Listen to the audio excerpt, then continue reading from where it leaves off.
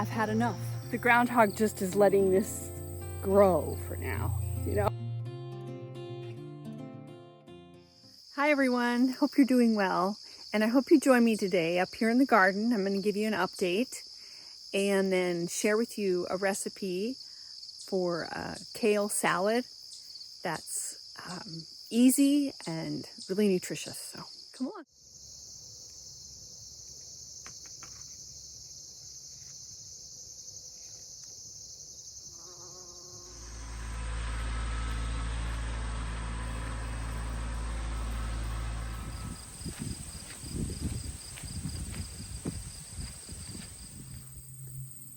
So he got that one, and that one in the cages. He came right through this little hole. I didn't secure it good enough. So that was my fault, but I also think that this really isn't gonna work. I think that eventually he's gonna go after everything and he's gonna figure out how to do it. One of you commented on the short video that once they find a food source that they like, they will figure out how to get to it. You know, my lettuce looks beautiful. It's coming back nicely. And I have it in this fortress. I'm going to have to go back around and make sure it's secure. But I still think that the groundhog just is letting this grow for now, you know? And then when he's ready, or she is ready, she'll go back after it. So I'm done. I'm going to trap. So wish me luck.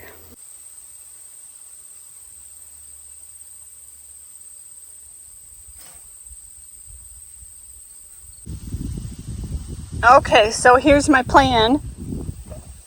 I have to re-secure these guys with dirt around the edge, and then I set my trap up. All right, well, it's all set.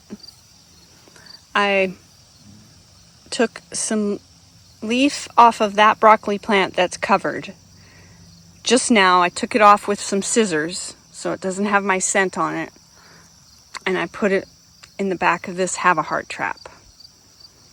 So we'll see what happens in the morning, because I've had enough. I've spent way too much time trying to take care of this tiny little space, but yet I'm not willing to give it up, you know, because they're my babies. So fingers crossed I can catch that groundhog.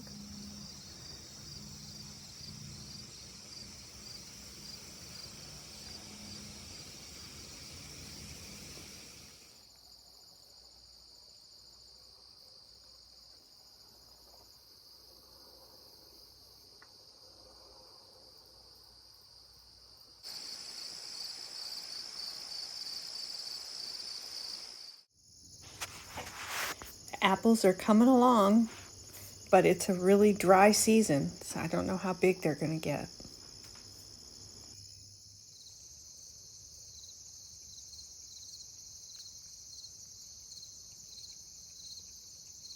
Well, I did end up catching that groundhog.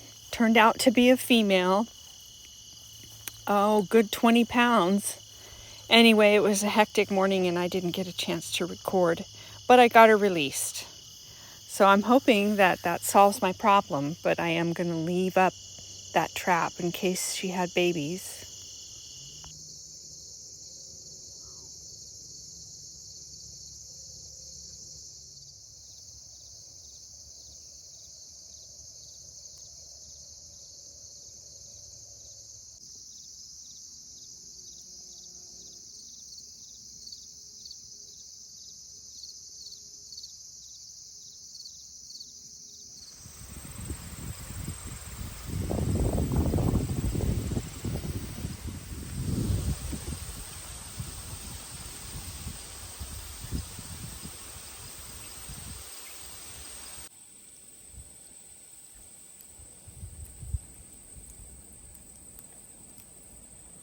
Got to put the water to these guys because corn is thirsty, a very thirsty crop.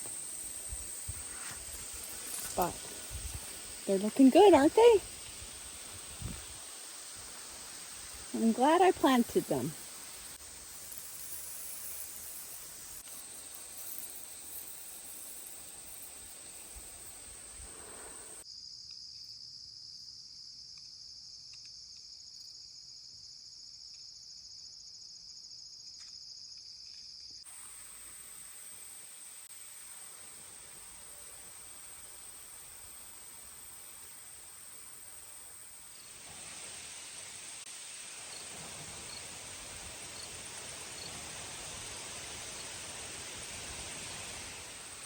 We're in the middle of a heat wave. It's high 90s today, and I've got to water the corn. So I didn't get it all done this morning. So I'm putting it on the rows and then sitting in the shade and hydrating.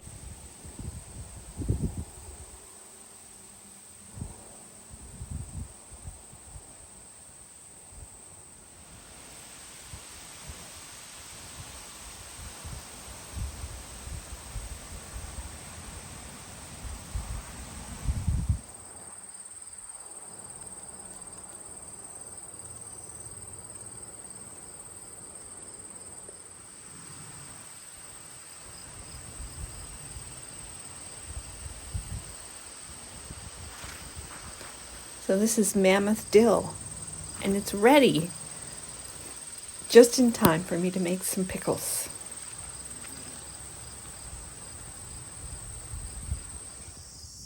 And this is my creeping thyme and sage. They're 4 years old.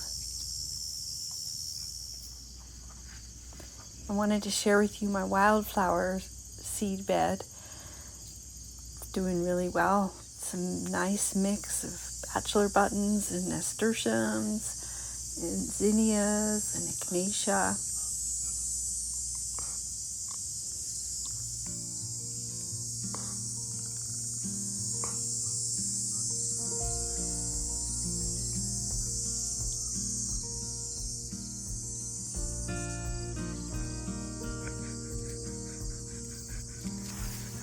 You ready?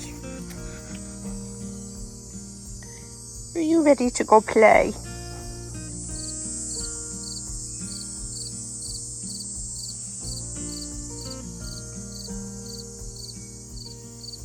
So it is a hot day. I am going to take my girls swimming before we get busy with the meal prep today.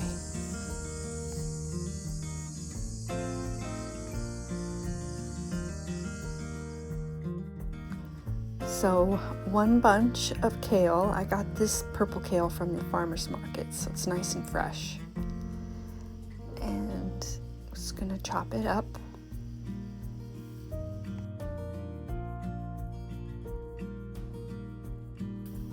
The recipe will be in the description below, but what I'm doing here is adding some lemon juice, olive oil, and salt to the kale, and then rubbing it onto the leaf.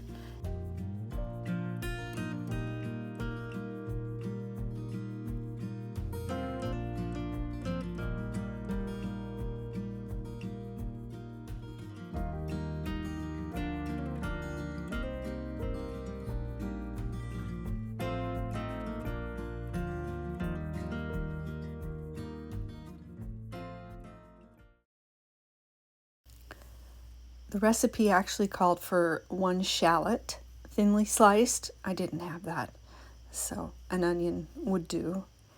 And then also, it does call for sweet potato, but I happened to have roasted sweet potatoes when really the best way to do this would be to cut up a raw sweet potato and then toss it in olive oil and salt and roast it in a hot oven for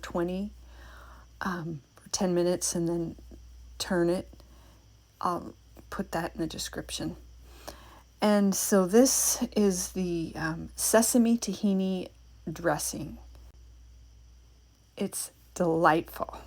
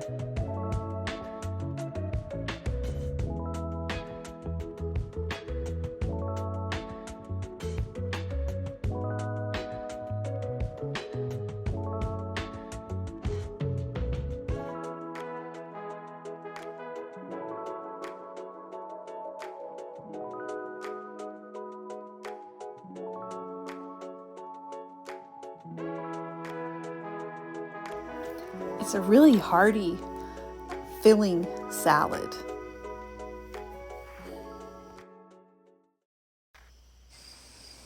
So here's to almost the end of summer.